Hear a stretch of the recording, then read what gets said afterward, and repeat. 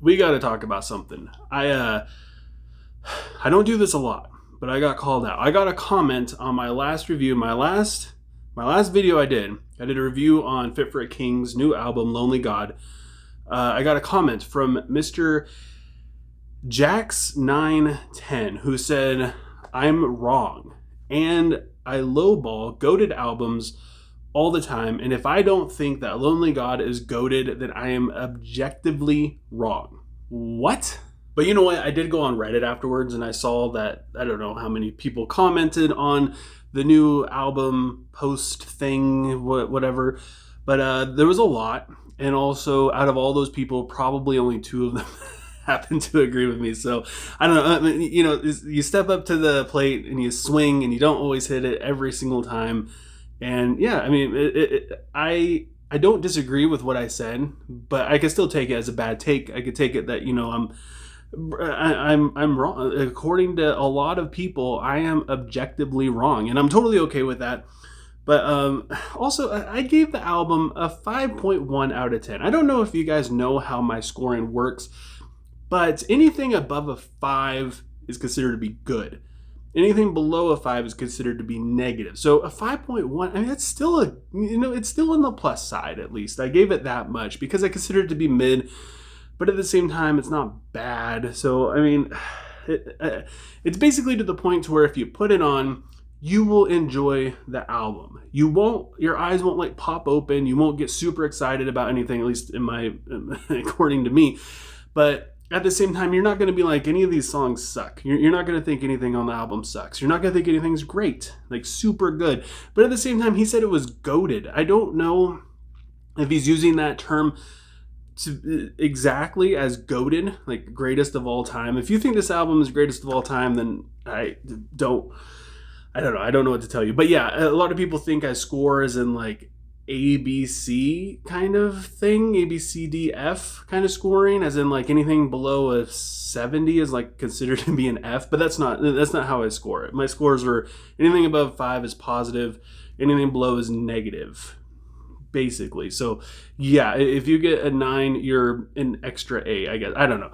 But he made another comment that I really, really paid attention to. Jax910 said that I lowball other albums. So I asked him, what other albums do I lowball? Because a lot of times I end up changing my mind. And I was just curious. You know, I just want to know what he thinks that I didn't give a fair rating to. And he said I lowballed Shaped by Fire, Nothing Left to Love, Through Storms Ahead, The Way It Ends, and All Hail. And, you know, it got me curious. Did I lowball those albums? So I decided I was going to go back and look at those albums specifically because one of them in there, I feel like I definitely need to talk about.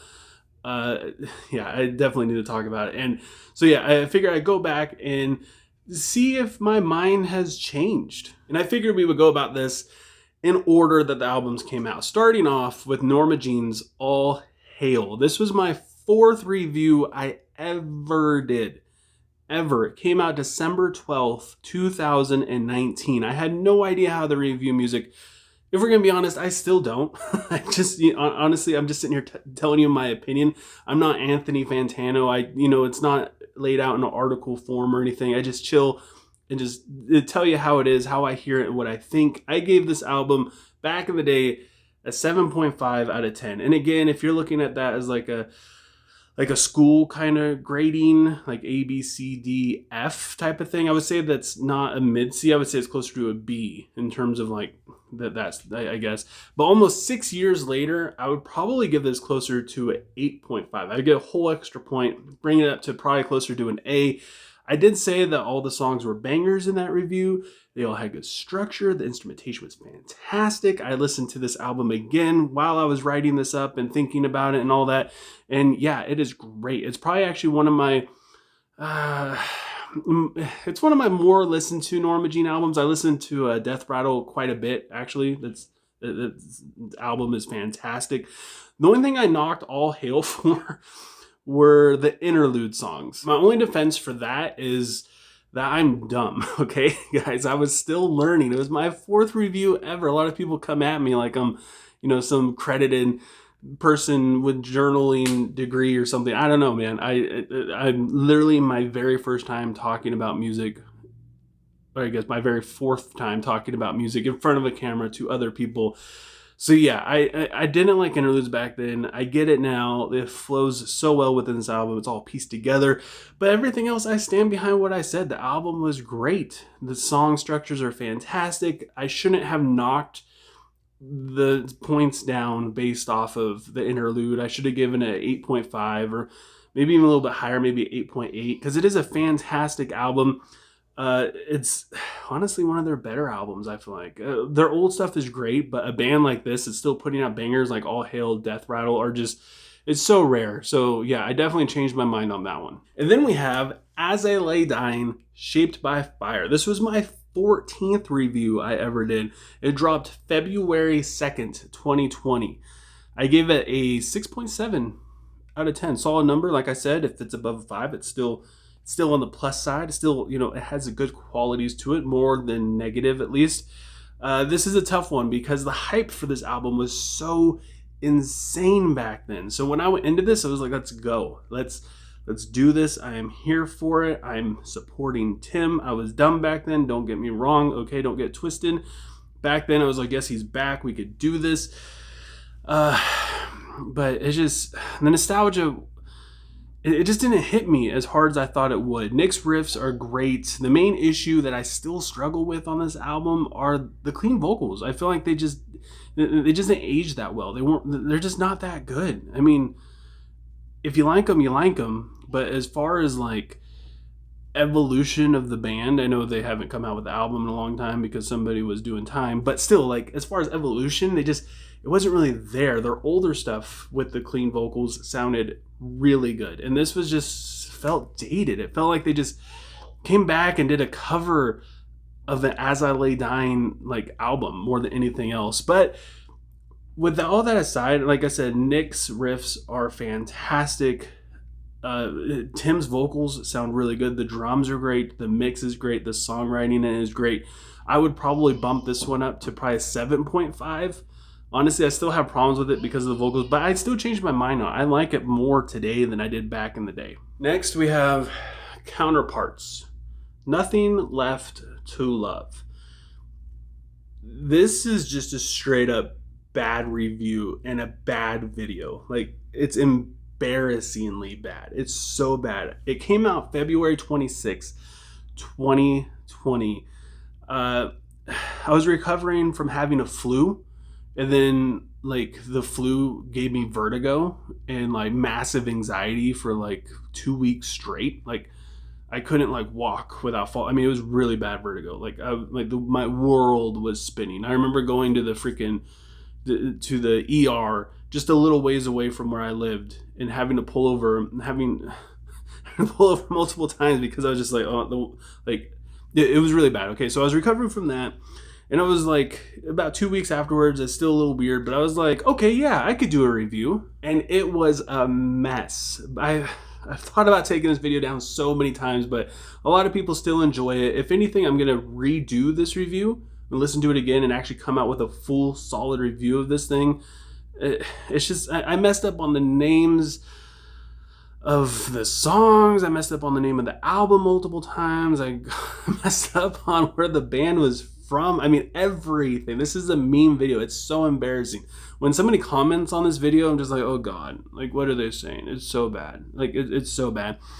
And I applaud Jack's 910 and literally anybody who has watched that video and finished it and still gave me another chance, because the video is so awful.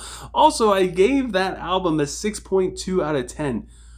What the hell? I even offend myself with this review. I love this album. It's so good. The riffs are beautifully mixed in with the melodies. The lyrics just tear your heart out.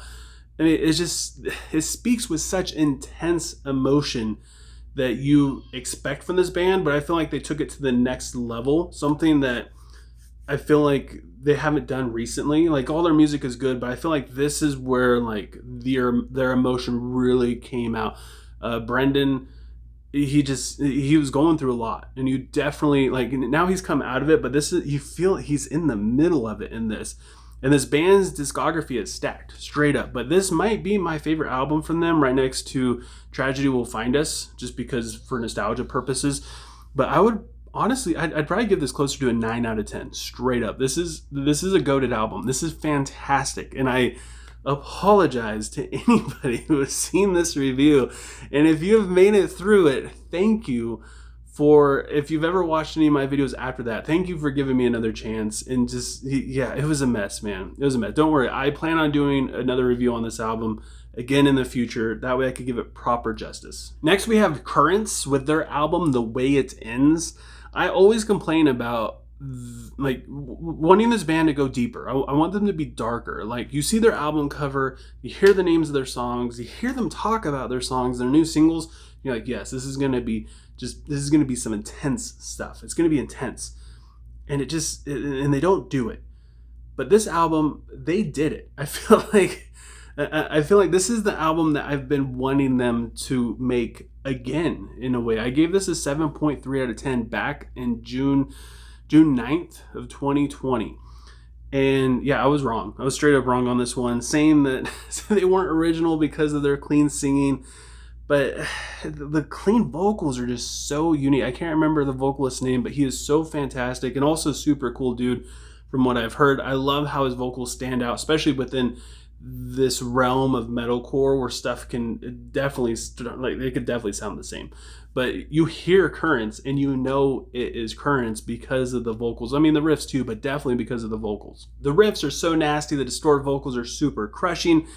I gave Poverty of Self like my lowest rating on that album. Like, I didn't like it for some reason. I don't know why, but re-listening to it again, which I've listened to this album so many times, like when I want to listen to Currents, this is the album that comes on.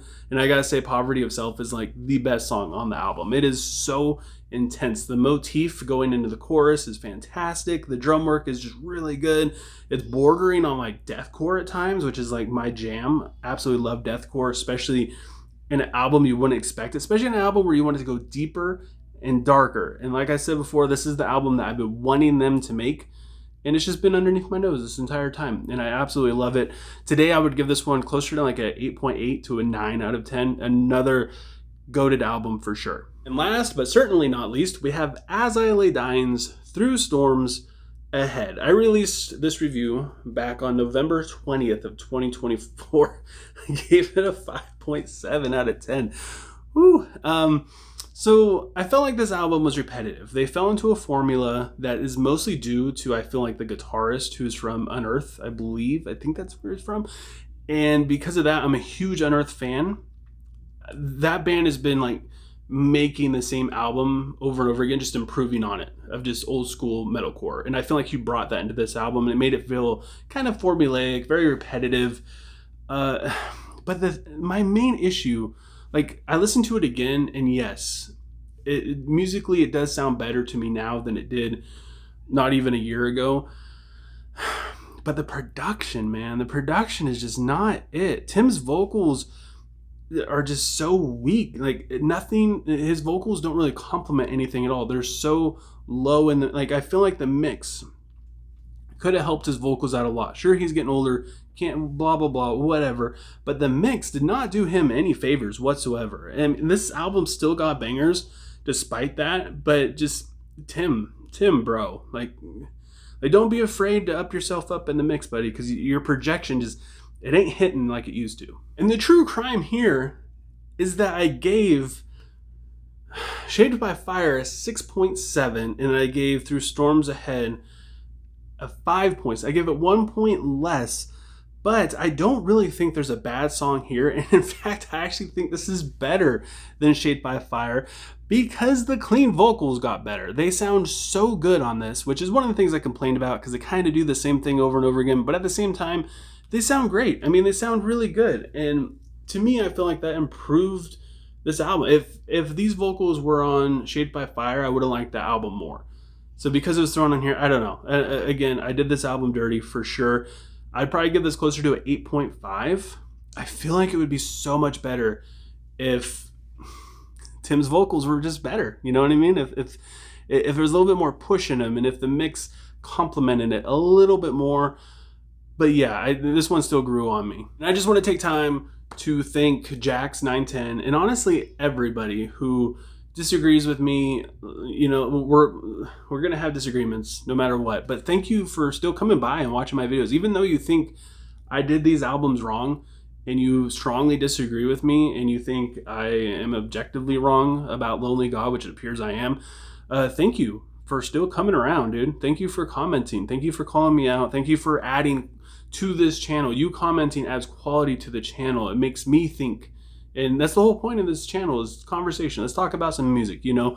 There's no need to fight. There's no need for name calling, any of that stuff, which there rarely is. It's one of the reasons why I enjoy doing this here. This community, the very small community we have, is pretty chill.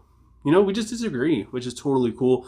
And yeah, I mean, every video I make is just my silly opinion, including this one.